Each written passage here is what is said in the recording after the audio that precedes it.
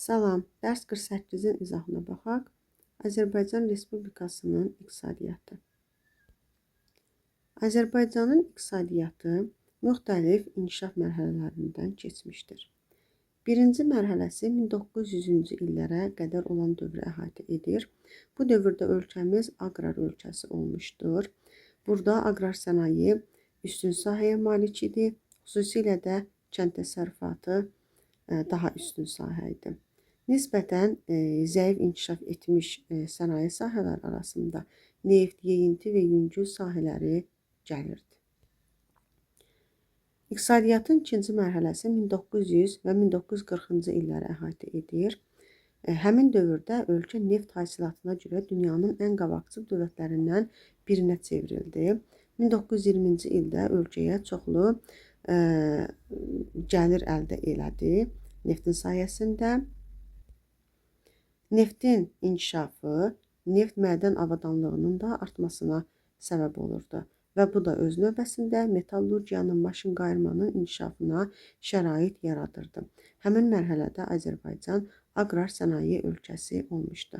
Deməli, əvvəlcə aqrar ölkə idi. İkinci mərhələdə artıq aqrar sənaye ölkəsinə keçmişdi. Üçüncü mərhələ 1940-1990-cı illəri əhatə edir. Bu dövrdə ölkə ərazisində əsaslı dəyişiklik baş vermişdir. Artıq bu mərhələdə qeyri-neft sektorunun inkişafı daha çox sürətlə gedirdi. Həmin dövrdə Gəncə Alüminium zavodu, Daşdəsən fil saflaşdırma, Sumqayıt boru prokat, sintetik kauçuk zavodları, Mingəçevir sesi, Bakı məişət kondisionerləri zavodu və s. fəaliyyətə başladı. Eyni zamanda bu müəssisələrdə ixtisaslı kadrlarla təmin üçün mütəxəssis hazırlığı da həyata keçirildi. Dördüncü mərhələ isə 1991-ci ildən sonra müstəqillik qazandıqdan sonraki dövrləri əhatə edir. Burada iqtisadiyyatda güclü canlanma baş verdi. Azərbaycanın sərvətləri, aqroiqlimi bura xarici kapital axınını cəlb edirdi. Həmin dövrdə sahibkarlığın inkişafı da ölkə iqtisadiyyatında yüksəlişə səbəb olmuşdu. Bu dövrdə 1994-cü ildə əsri müqaviləsi imzalanır. Dünyanın 20-dən çox neft şirkətləri arasında müqaviləyə əsasən neft yataqları, Azəri Çıraq Günəşli yataqları ölkəmizə investisiyalar cəlb edirdi. Bu dövrdə nəhəng nəqliyyat layihələri Bakı-Tbilisi-Ceyhan, Bakı-Ərzurum qaz kəməri, Bakı-Tbilisi qaz təmin yolu xətti, TAP layihələri həyata keçirilmişdi. Sənayenin coğrafiyası. Azərbaycanda təsərrüfatın ən inkişaf etmiş sahəsi sənaye sahəsidir. Sənayenin də yanacaq energetika, qara və əlvan metallurgiya, maşın qayırma, kimya sahələri daha çox inkişaf etmişdir. Neft sənayesi. Azərbaycanda sənayenin əsasını neft təşkil edir. Dünyada ilk dəfə mexaniki üsulla neft 1947-ci ildə Bibi Heybətdə hasil edilmişdir. Neft sənayesinin inkişafı digər sahələrin də inkişafına təkan vermişdir. Abşeronda olan neft mədənləri Bibi Heybət, Balaxanı, Sabunçu, Ramana, Suraxanı və s. olmuşdur. Əsri müqaviləsinin imzalanması Azərbaycanın neft sənayesində inqilabına səbəb olmuşdur. Müqaviləyə əsasən ABŞ-ın Amoco, Exxon, Pennzoil, Böyük Britaniyanın British Petroleum, Rusiyanın Lukoil, Norveçin Statoil, Fransanın Total şirkətləri arasında imzalanmış müqavilə olmuşdur. Neftin çox hissəsi 90%-ə qədəri dənizdən, 10%-ə qədəri isə quru yataqlarından əldə olunur. Əsas dəniz yataqlarına Azəri, Çıraq, Günəşli, Danılduzu, Əşrəfi, Alov, Ümid, Şahdəniz və s. olmuşdur. Quruda mövcud olmuş yataqlar isə Qalazıq, Lökbatan, Quşxana, Yasamal, Qaraçuxur, Buzovna və s. yataqlarıdır. Neft hasilatına, emalına və satışına nəzarət SOCAR tərəfindən Azərbaycan Respublikasının dövlət neft şirkəti, yəni SOCAR tərəfindən həyata keçirilir. Bakıdakı Dübəndi və Səngəçal yataqlarında neftin əsas ixrac marşrutu Bakı-Tbilisi-Ceyhan, Bakı-Novorossiysk və Bakı-Subsa kəmərləridir. Eyni zamanda Bakı-Batumi dəmir yolu xətti də xarici bazara çıxarılır. Qaz sənayesi. Qaz sənayesi də təqribən neft sənayesi ilə eynidir. Respublikamızda olan qaz ehtiyatı 2,2 trilyon kub metrdir. Neftdə olduğu kimi qaz hasilatında da əsas pay dəniz yataqlarının payına düşür. Bunun da 80% müstəqil qaz. Qaz sənayesi. Qaz sənayesinin coğrafi fəsli təxminən neft sənayesi ilə üst-üstə düşür. Respublikamızda aşkarlanmış qaz ehtiyatı 2,2 trilyon kub metrdir. Neftdə olduğu kimi qazın da əsası dəniz yataqlarının payına düşür. Qaz kondensantı təbii qazla birlikdə çıxan və yer səthində maye halına keçən karbohidrogenlərdən ibarət olan rəngsiz və şəffaf bir maddədir. Dənizdən böyük qaz yataqları Şahdəniz Ümid yataqlarıdır. Quruda isə Qaradağ, Qobustan, Gürcan, Zirə yataqlarıdır. Respublikamızda sərbəst qaz, yəni bu mədən qazdır, təbii halda qazın çıxması. Eyni zamanda neftlə birlikdə çıxan qaz səmt qazıdır. Həmçinin neft zavodlarından, neftin emalından ayrılan qaz isə zavod qazı hesab olunur. Qazın əsas ixrac kəmərləri Türkiyə, İran, Rusiya istiqamətindədir. Qazın əsas marşrutu Bakı-Tbilisi, Ərzurum qaz xəttidir. Elektroenergetika. Elektroenergetikanın əsasını elektrik enerjisi və su buxarının istehsalı, onun aidiyyatı istiqamətlərə çatdırılması təşkil edir. Respublikamızda əsas elektrik enerjisində 90% İES-in, 7% SES-lərin, qalanı isə geotermal HES, ÇES və s. payına düşür. İES-lər tikintisi tez başa gəlir, ucuz başa gəlir. Lakin yanacaq və xammal sərfiyyatı çoxdur, ətraf mühiti çirkləndirir. İES-lərin tikintisi tez və nisbətən ucuz başa gəlsə də, əldə olunan enerji baha başa gəlir, çünki tükənən təbii sərvətlərdən istifadə olunur. İES-lərin əsas xammal bazası mazut və təbii qaz təşkil edir. İES-lərdə yalnız elektrik enerjisi istehsal edən DRES, elektrik enerjisi ilə yanaşı buxar da istehsal edən İEM-lər fəaliyyət göstərir. Deməli, İES-lər 2 yerə bölünür. Burada yalnız elektrik enerjisi istehsal edən DRES növü var. Elektrik enerjisi ilə yanaşı su buxarı da istehsal edən İEM növü var. İEM-lər elektrik enerjisinə və su buxarına ehtiyacın böyük olduğu ərazilərdə yaradılmışdır. Respublikamızda əsas DRES-lər Mingəçevirdə Azərbaycan DRES-i, Şirvanda Cənub DRES-i və Bakıdadır. DRES-lərlə yanaşı Sumqayıtda 3, Gəncədə də 2 İEM, yəni istilik elektrik mərkəzləri fəaliyyət göstərir. Azərbaycanda bir çox ərazilərdə Bakı, Şəki, Quba, Xaçmaz, Astara, Lerik və Naxçıvanda elektrik enerjisinə olan tələbatı ödəmək üçün modern İES-lərdən istifadə edilir. Yəni, bu təbii qazla işləyən modul elektrik stansiyalarıdır. SES-lər tikintisi gec və baha başa gəlir, ətraf ərazilər su altında qalır. Lakin ekoloji cəhətdən təmizdir və bərpa olunan axar sudan istifadə olunduğu üçün enerji nisbətən ucuz başa gəlir. İES-lərlə müqayisədə SES-lərin tikintisi gecdir. Amma əldə olunan enerji ucuz başa gəlir. Respublikamızda olan əsas SES-lər Mingəçevir, Şəmkir, Yenikənd, Varvara, Tərtər, Suqovuşan, Suqovuşan 1 və Suqovuşan 2 Araz SES-ləridir. Sərsəng Tərtər çay üzərində, Suqovuşan 1 və Suqovuşan 2 SES-ləri isə Ağdərə rayonunda yerləşir. Bunlar böyük ölçülü SES-lərdir. Orta ölçülü SES-lərə isə Ordubad və Taxtakörpü SES-ləri aiddir.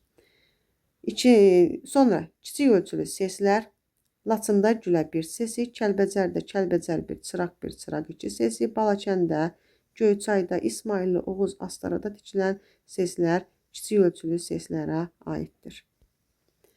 Bundan başqa Azərbaycan ərazisində Abşeronda, Zəngilan, Qubadlı, Kür-Araz Ovalı, Naxçıvanda günəşli saatların miqdarı çoxdur. Ona görə də bu ərazilərdə günəş elektrik stansiyası qurmaq daha məqsədə uyğundur. Hazırda Naxçıvanda günəş panelləri və 11 elektrik yarımstansiyası quraşdırılmışdır. Bundan başqa Sumqayıtda da HES, Suraxanıda və Pirallahıda HES fəaliyyətə başlamışdır. Respublikamızda külək enerjisindən istifadə də daha məqsədə uyğundur. Bakı, Sumqayıt, Abşeron, Xızı, Kəlbəcər vilayətində külək enerjisindən istifadə daha yararlıdır. Azərbaycanda Xızı rayonunda Yeni Yaşma külək elektrik stansiyası fəaliyyətə başlamışdır. Metallurgiya sənayesi. Metallurgiya sənayesi qara və əlvan metal filizlərinin hasilatı saflaşdırılması və ondan ərintilərin alınması aiddir. Metallurgiya dedik ki, yerə bölünür. Qara və əlvan metallurgiya. Qara metallurgiya əsas xammal bazası Daşdəsən rayonunda yerləşən dəmir filizidir. Qara metallurgiya sənayesində dəmir filizinin çıxarılması, saflaşdırılması, çuqun və poladın əridilməsi, prokat və ferro ərintilərin istehsalı daxildir. Qara metallurgiyada küllü miqdarda xammal və yanacaqdan istifadə olunur. Ona görə də xammal və yanacaq ehtiyatlarının yaxınlığında, istisna hallarda isə onların arasında yerləşdirilir. Respublikamızda ən iri metallurgiya bazaları Gəncə, Daşdəsən və Abşeron metallurgiya bazalarıdır. Əsas qara metallurgiya müəssisələri bu bazalarda yerləşən Daşdəsən filiz saflaşdırma zavodu, Sumqayıt boru prokat zavodu, Bakı elektrik polad tökmə zavodu və maşınqayırma müəssisələridir.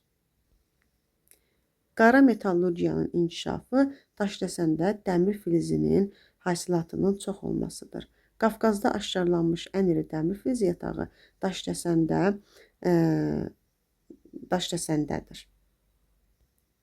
Burada Daşdəsən, Hamançay, Dəmiroğlu kimi yataqlar fəaliyyət göstərir. Bundan başqa Sumqayıtda boru prokat zavodunda neft maşınqayırma sənayesi üçün borular, polad prokatlar istehsal olunur. Polad əridilməsində oda davamlı metal tökmə qəliblərinin hazırlanmasında Daş Salahlıda bentolit gilindən geniş istifadə olunur. Hazırda Gəncə şəhərində Daşdəsən dəmir filizi əsasında işləyəcək nəhəng polad istehsalı zavodu tikilmişdir. Əlvan metallurgiya.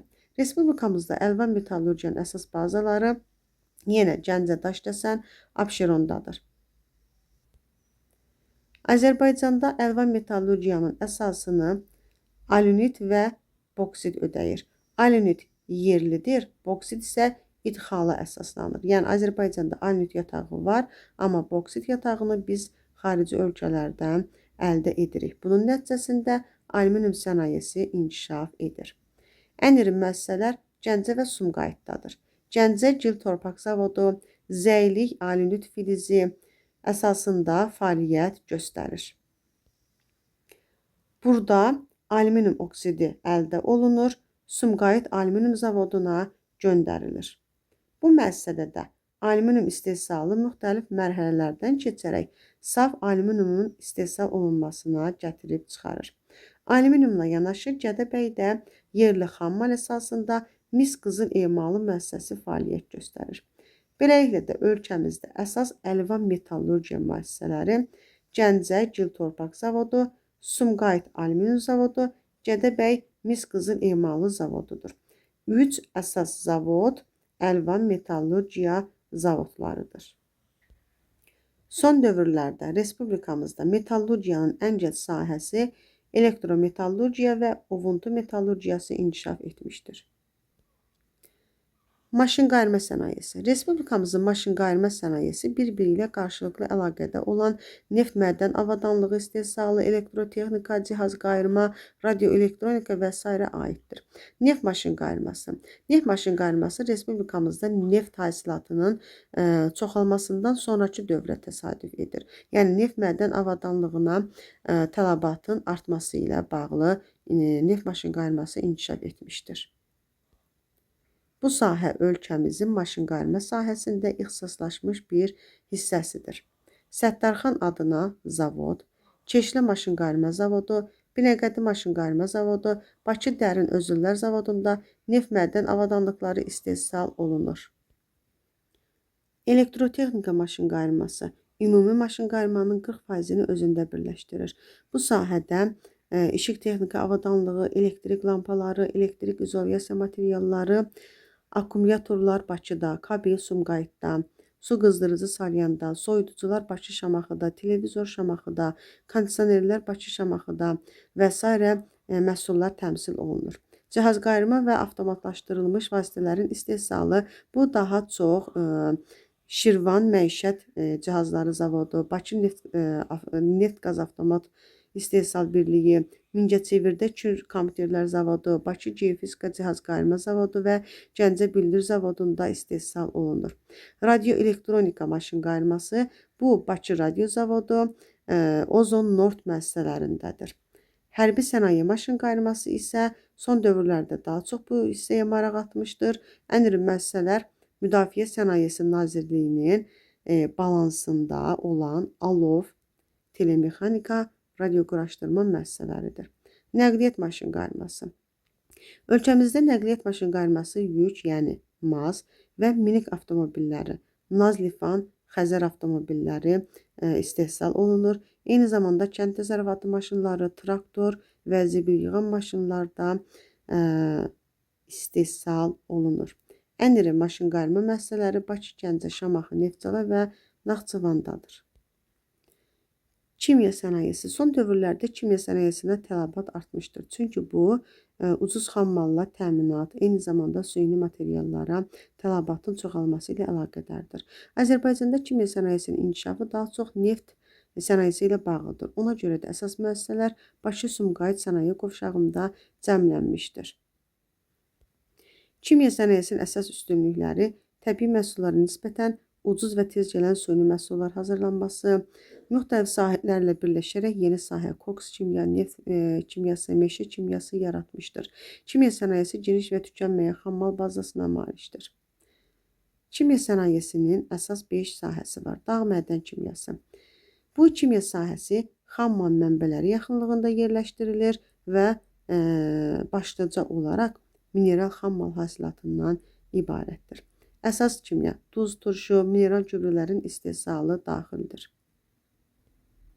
Burada yerləşmə prinsipində müxtəliflik özünü göstərir.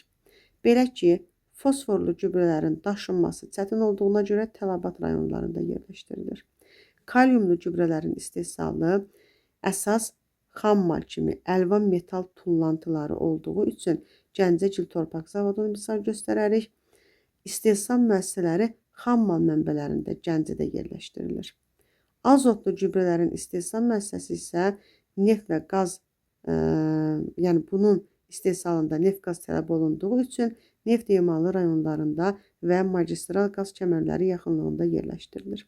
Üzvi sintez kimyası. Bura karbohidrogen xammalı, yarım fabrikat istehsalı aiddir. Polimerlər kimyası. Bura aiddir süni lif, plastik kütlə, sintetik kauçuk və s. Polimer materiallarının emalına isə bu kimya sahəsi istehlakçıya və tələbat rayonlarına yaxın yerləşdirilir. Əsas məhsulları polietilen, şin və başqa məhsullardır. Respublikamızda olan əsas mərkəzlər Bakı, Sumqayıt, Gəncə, Şirvan, Salyan, Neftçala və Mingəçevirdədir. Bu mərkəzlər arasında Sumqayıt da xüsusilə fərqlənib inkişaf etmişdir. İstehsal olunan kimya məhsullarının əsası Sumqayıtın payına düşür. Sumqayıtda sintetik, kauçuk, üzvi sintez, məişət kimyası və s. müəssisələri fəaliyyət göstərir. Sumqayıt ilə yanaşı Bakıda yod brom, benzin, sürtkü yağları və s. istehsalı, Gəncədə kalium gübrəsi, sulfat turşusu, Mingəçevirdə rezin məmulatları, Salyanda plastik kütlə, Şirvan və Neftçalada yod brom istehsalı da kimya sənayesinin ən başlıca sahələridir. Kimya sənayesi ən gəlirli sahələrdən biri burada olan dərman preparatlarından istifadə olunmasıdır. Bu sahənin kiçik müəssisələri Bakıda fəaliyyət göstərir, amma ixtisaslaşmış sahə deyil. Kimya sənayesinin mənfi bir cəhəti də ətraf mühiti daha çox çirkləndirməsi, ekoloji problemlər yaratmasıdır. Meşə sənayesi. Respublikamızda meşə sənayesi zəif inkişaf etmişdir. Burada daha çox idxal xammalına əsaslanır. Bakı, Gəncə, Sumqayıt, Naxçıvan, Zaqatala və s. ərazilərində mexaniki ağac emalı müəssisələri fəaliyyət göstərir. Bu müəssisələrdə daha çox mebel fabrikləri, tara yeşiklər, qapı pəncərə və s. məhsullar istehsal olunur. Tələbatla əlaqədar olaraq mebel müəssisələrinin çoxu Bakıda və Abşeron yarımadasında yerləşir. Selüloz kağız sənayesi də kağızın təkrar emalı müəssisələri şəklində təmsil olunur. Selüloz kağız müəssisələri su və enerji mənbələrinə yaxın yerləşdirilir. Meşə sənayesi üçün lazım olan xammal daha çox Rusiyadan ölkəmizə gətirilir. Tikinti sənayesi. Tikinti sənayesi digər sahələrlə sıx bağlıdır. Son vaxtlar bu sahə daha çox inkişaf etməyə başlayır. Tikinti sənayesi 3 hissədən ibarətdir. Mineral tikinti xammalının çıxarılması, hörgü materiallarının istehsalı və divar materialları aiddir. Yüngül sənaye sahəsi.